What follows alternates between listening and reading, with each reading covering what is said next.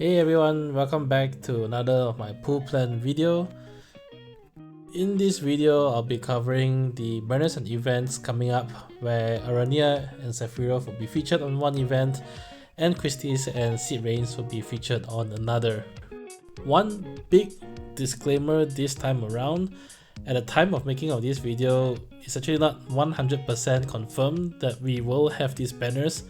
These banners are just based on foresight, based on the JP version of the game, and these were the banners that debuted when JP had their version of the event. So it is at least very likely that we will have the same or similar banners, but if they decide to change things up and give us different banners, then I'll probably create another video to cover the changes that they put in place. First off, a quick look on how I did on the last two events, which featured Beatrix and Braska. I really only pulled on one banner out of the four, which is the banner featuring Beatrix's new BT, because I really wanted her BT to go along with her FR that I already had.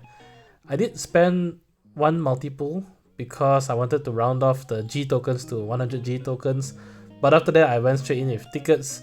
And I can't fully remember how many tickets I spent, but I believe it was 200 tickets or maybe something like 210 or 220. I got pretty lucky as well because on the free multiple I did get one copy of Lightning's FR and I already did have her BT already, so I could max Lightning out if I wanted to, but I'm still sitting on her for now.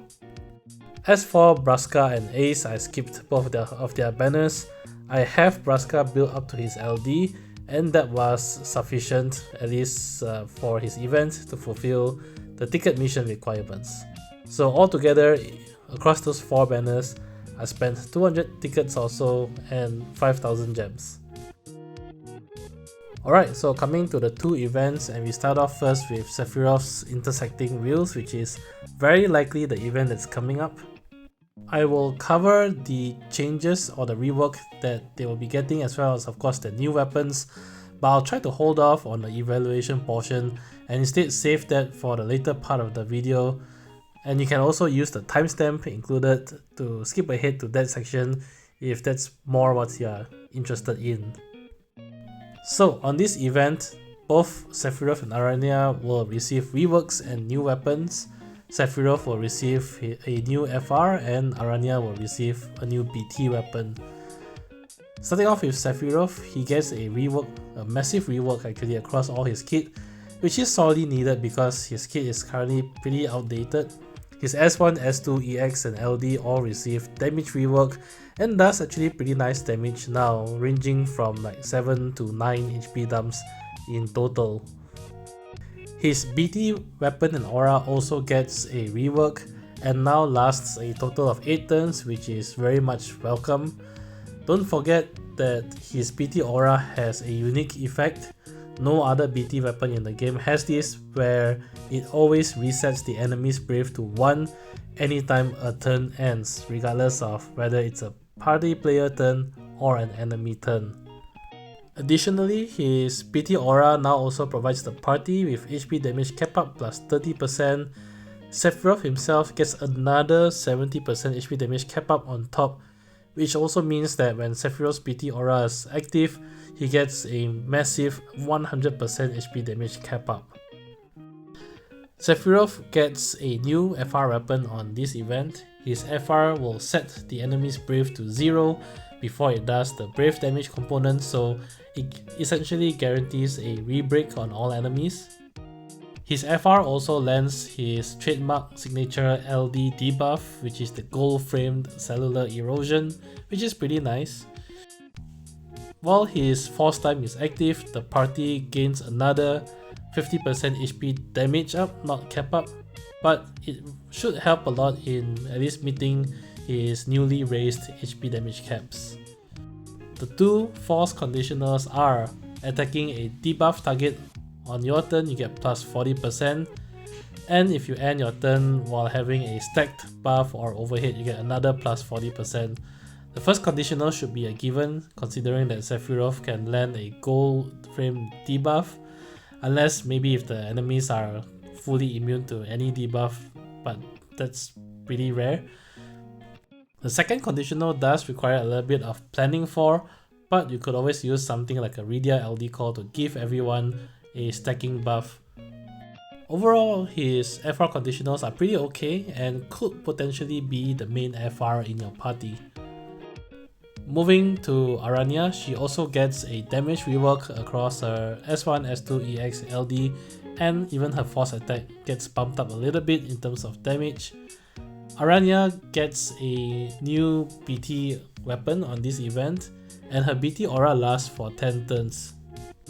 Keeping in mind though that Aranea is a somewhat of a semi-turn hogger because she gets consecutive turns when she breaks the enemies, so 10 turns may sound like quite a bit, but it's really not if you're a character that takes multiple turns in a row.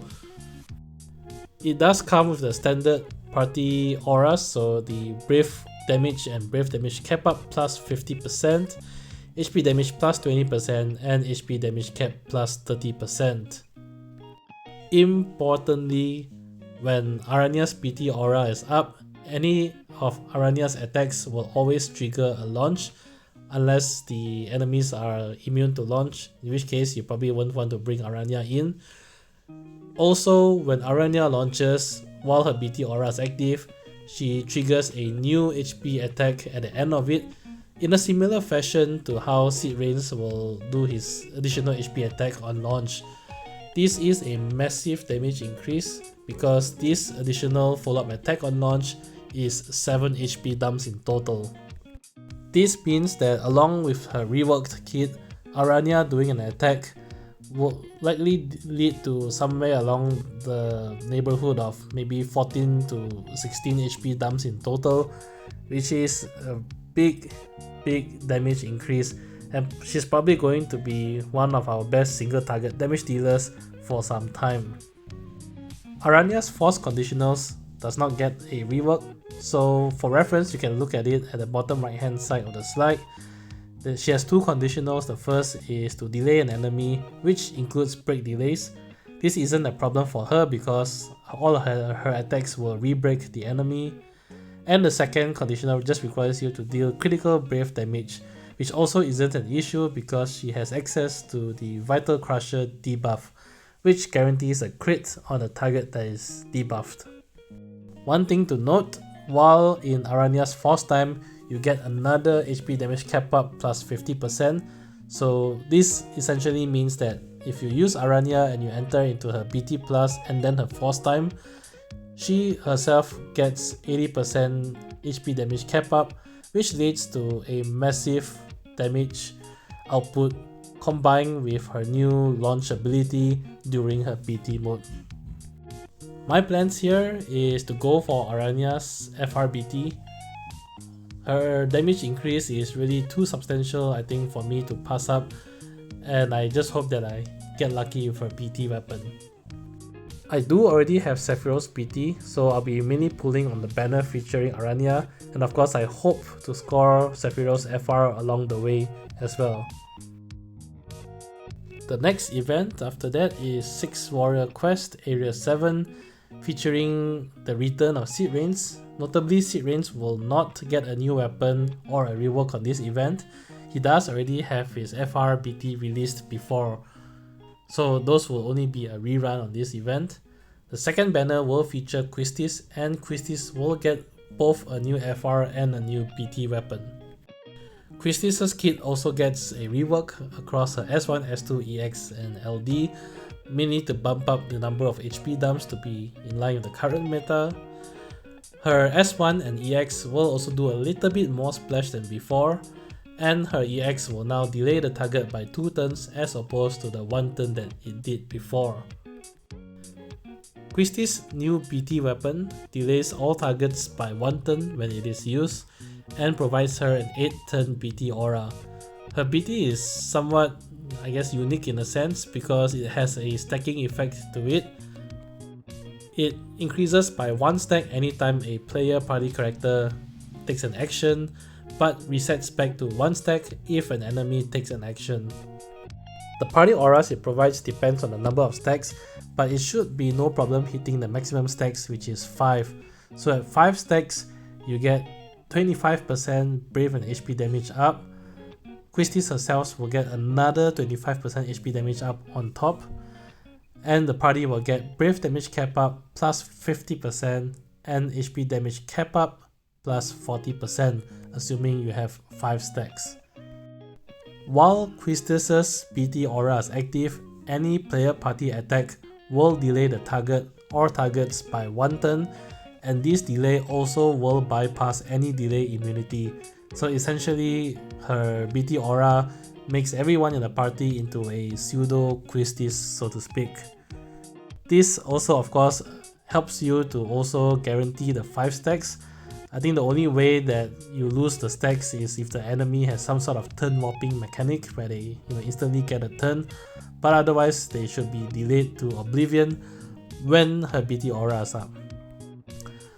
On this event, Quistis also gets a new FR weapon. Her FR delays all enemies by a massive 3 turns and have the following conditionals. The first is if you battery an ally's Brave on your turn, you get plus 20%.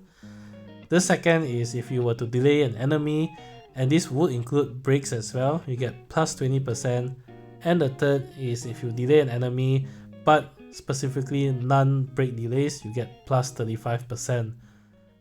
The second and third conditional should be a given if you have Quistis' BT, which also makes her BT mandatory if you want to pull for her. And this means that on Quistis' force time, you are guaranteed at least 55% force bonus increase, and the last 20% you just need to bring a party that can battery allies on their attacks to give you the full 75% bonus. One big disclaimer here is that at the very least I would recommend to pick up both Cid Raines and Quistis' LD just so that you have access to their LD call ability. Cid Raines' LD call is still one of the most widely used calls in the game, and is the only call in the game that allows the caller to launch every single turn in BT mode, whereas Quistis' LD call ability is the only call in the game that bypasses delay immunity. So I did think about this a little bit, and I was hoping to skip at least one of the 2 events, but I must say Quistis' kit looks really strong, so I've decided to just go in for her as well, aiming to get her FR and BT weapon. On this part of the video, I'll give my thoughts and opinions on how I would sort of rank or tier the characters in terms of who to prioritize for if you are limited in resources. Big disclaimer, this is largely based on my preference and playstyle, and as you can see at the bottom, the general recommendation always is to focus on roles that fill gaps in your roster. This time around, I also have one additional disclaimer on the right, that at the very least I would recommend to pick up Cid Raines and Quistis' LD to get access to their LD call ability. I did mention this on the slide with the banners, but just in case if you use a timestamp to skip ahead to this, I wanted to really make this recommendation true because both of their LD calls are really pretty good, in particular Cid Raines' LD call. And really, this time around, I must admit I really struggle in terms of sort of tiering the characters. There can be cases made to say that all 4 actually can fit into the good value category, but if I do that, then it sort of defeats the purpose of this video because if you have limited resources, you can't obviously pull for all 4. So if you have to choose, I think this would be my recommendation, which is Quistis first and Aranea second in a good value category. The reason for this is Quistis' delay utility is just too good to pass up because she also bypasses delay immunity. So unless the fight has some sort of turn warping mechanic, just bringing Quistis in your party and activating her BT aura will essentially guarantee a no boss turn run, which would be helpful in a lot of Shinryu fights. So her utility can really be sort of have value across a vast majority of endgame fights that we have, and due to the fact that it also prevents the bosses from getting turns, is also very useful for people starting out in the game. Aranea I would also place in the good value category because of the fact that she has sheer bonkers damage output. Granted, it is more focused on single target, but the large increase in HP dumps that she has, coupled with the large increase in HP damage cap up that she has just by herself, means that if you build a party around Aranea, you can potentially deal a large and insane amounts of damage. And more or less, she represents the next sort of so-called tier of damage power creep, at least until Estos drops by. Sephiroth and Cid Raines, as you can see, I sort of placed very close to the good value because, as I said, you can potentially make an argument to say that they can have at least equal and in some cases more value than Quistis and Aranea. Sephiroth's damage is also pretty good after his rework, and part of the temptation about his kit is that his PT effect is still unique to this day in Global, where it resets the enemy's brave to 1 after every single turn. This of course leads up to potentially broken combos with other characters, and I'm sure many people would have seen the infamous Sephiroth and Ida combo. But beyond that, there are also other characters who can make use of the rebreaks, such as Dorgan. Resetting the enemy's brave to 1 automatically also means that Sephiroth can potentially be used as main DPS in fights where the bosses love to battery themselves, because it wouldn't matter because the brave will always be reset to 1 anyway.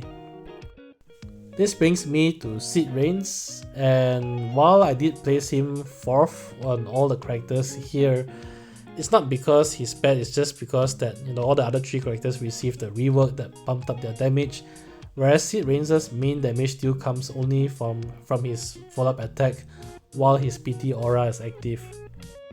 This doesn't mean that he is outshadowed by Aranea. I know there's probably a lot of people making comparisons between Aranea and Cid Raines because a lot of their damage functions in the same way through launchers, but Cid Raines still have quite a lot of value behind him, not only due to the aforementioned LD call. Don't forget also that Cid Raines still has the valuable turn manipulation utility in his kit, which can come in handy in a number of fights, as well as the fact that his EX also cleanses all debuffs in your party and dispels all enemy buffs in one go. So there may be potentially fights where Cid Raines' utility will come in handy, maybe even more so than Aranea, but it would really be, I guess, difficult to breach the damage gap that is between Aranea and Cid Raines currently. So for Sephiroth and Cid Raines at least, I wouldn't purely recommend skipping them. I would say make an assessment based on who you have in your roster and how much would you make use of, say, Sephiroth's PT utility and Cid Raines' turn manipulation, and probably make an individual decision on this one. Alright, so this brings me to the end of the video. In summary, it might be painful to my stash, but I will be gunning for both Aranea and Quistis. I'm still sort of thinking a little bit on Sephiroth. I do have his PT weapon already, but even if I get his FR, I'm not sure whether I want to spend the resources to max him out. I may just sit on him for a little while and think about it. And lastly, of course, don't miss out on Cid Raines' LD. If you don't have it, you should try to at least get his LD to access his very broken call ability. That's it for this run. As always, if you enjoy the content, do leave a like, comment, and subscribe. It really helps a lot. Till then, I'll see you guys in the next pool plan video. Bye!